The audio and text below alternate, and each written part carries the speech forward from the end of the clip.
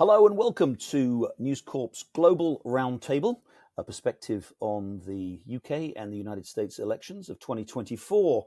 I'm Jerry Baker. I'm editor-at-large of the Wall Street Journal. I'm in New York, and I'm really delighted today to be joined by some of News Corp's most esteemed commentators from around the world, giving us a global perspective on these big elections that are taking place this year.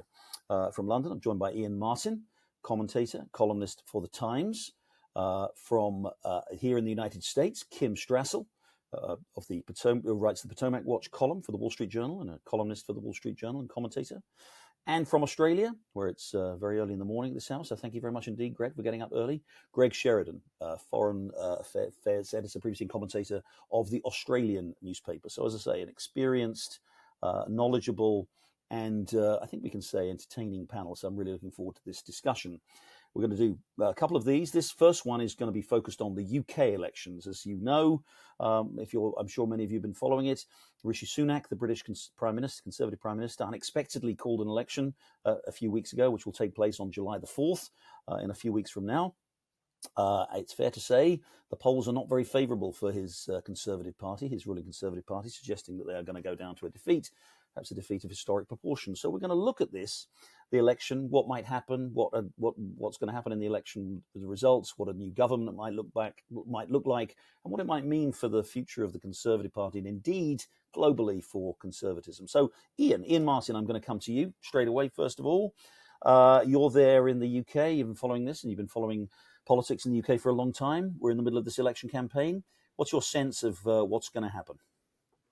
Well, it's looking, as it stands at the moment, with a little more than three weeks until polling day, as though it's going to be a spectacular disaster for the Conservatives. And it is, of course, the campaigns do change things sometimes. The campaign in 2017 election turned around with 3 weeks to go, so it can happen. But there's no sign of it yet at all. And if it happens as it appears it's going to, you're looking at a Labour landslide that could be not just a conventional style defeat, but a super majority for the Labour Party, maybe even a majority of 200 or 250 seats partly because of the peculiar way in which the UK voting system works and the way in which the votes are fragmenting. And essentially the Tories are being squeezed in three directions: by the Labour Party that has turned itself around, by Reform on the populist right, and by the Liberal Democrats who are squeezing them in a lot of their sort of traditional affluent areas. You add all that together in what's effectively a two-party system, where there are other smaller parties, and the Tories are polling in the low 20s. So the conditions are there for an absolute disaster for the British Conservatives. Iain, less than 5 years ago, the Conservatives were elected with their biggest majority, a landslide of its own, their biggest majority in almost 40 years. Boris Johnson was the triumphant Prime Minister, huge majority, could look forward to a full term in office, and probably everybody thought back then yet more conservative victories at elections. What on earth went wrong? How do we get to this point where the Tories are not only going to lose, but as you say, are going to lose on some historic scale?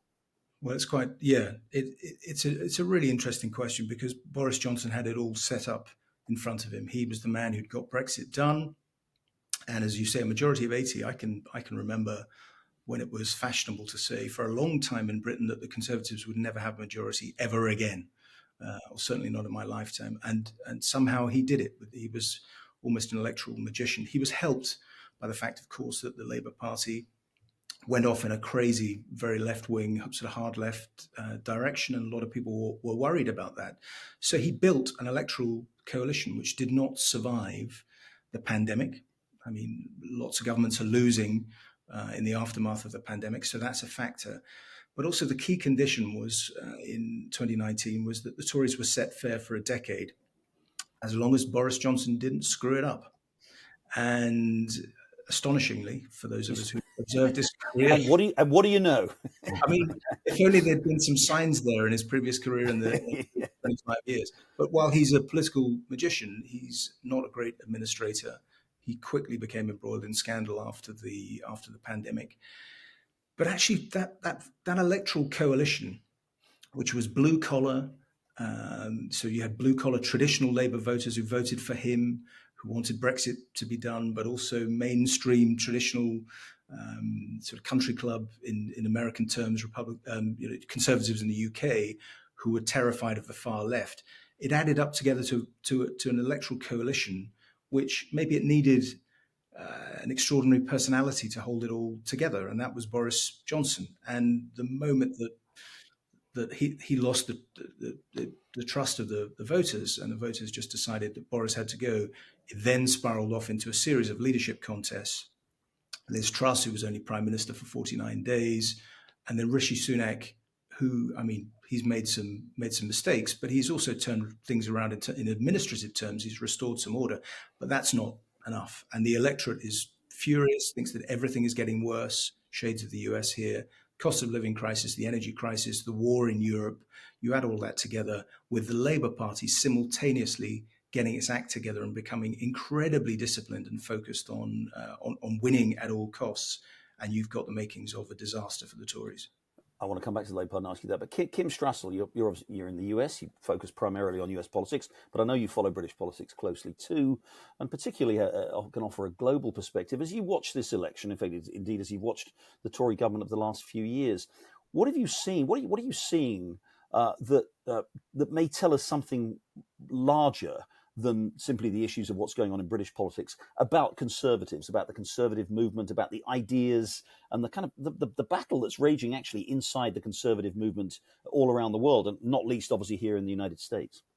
Sure. When I step back and look at this, the Tories are a warning signal on what happens when populism goes wrong. We've been having a lot of discussion about populist movements across the globe. And I always use that term with a little bit of care, because there's a group out there that would always suggest that is a pejorative word, populism. But, it comes from the notion of the popular will of the people. And sometimes populist policies equal good politics, especially if they do not conflict with a party's central principles, or if they don't impede the economy, or if they fit in line with constitutional principles. One example of that, for instance, is the immigration debate that you're having at the moment. That's often referred to as a populist movement, embraced by far-right candidates. But in reality, if you look at it, for instance, in the United States, this issue of a maintained border security, rule of law, that's an 80-20 issue in this country. It cuts across party lines, etc.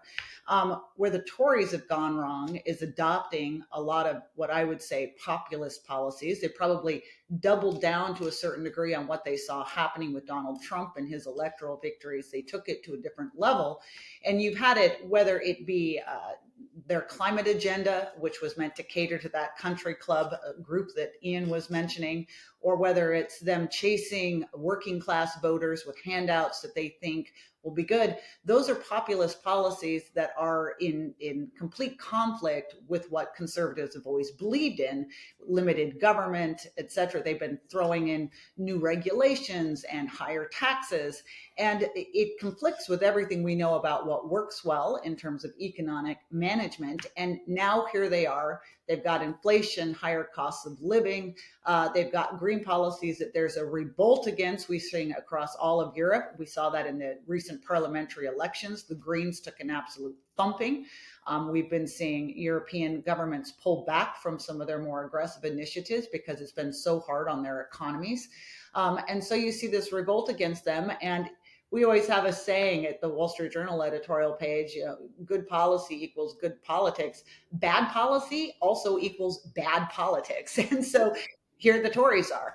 Just let me stop you there, and I want to come to Greg, but I very quickly want to give Iain a chance to just respond to that. Iain, I mean, it does seem to me that a lot of what Kim says obviously makes sense, but it's also true that the Conservatives are, as you pointed out, face a real threat from populists themselves. The Conservative Party, in fact, the larger threat may be coming from populists led by Nigel Farage of UK Reform UK, who are not happy with Conservatives because they don't think they've been populist enough, whether it's on immigration, on a more, taking on the woke crowd and all this kind of stuff. So is there a problem in a way, as Kim says, that they've done some of this kind of sort of they've done some of this populism, but they haven't done it well enough, or is there a more fundamental problem the Conservatives face? Well, simultaneously, that broad coalition that I talked about, that Boris Johnson constructed, I mean, was flawed from the start, arguably, because Boris Johnson is one of the most liberal politicians on immigration that this country's ever seen.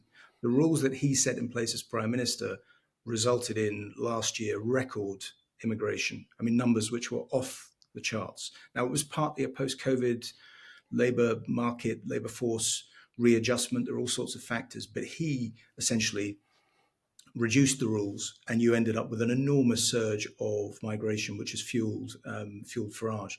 But it's the difficulty the Tories are going to have afterwards is, and reform is, how do you make a movement out of this, where people believe fundamentally different things? I mean, Nigel Farage is a real, free trader, ironically quite different from Trump in some ways, but a free trading Thatcherite in one respect, but also very tough on migration. But his voters aren't that. They're blue collar.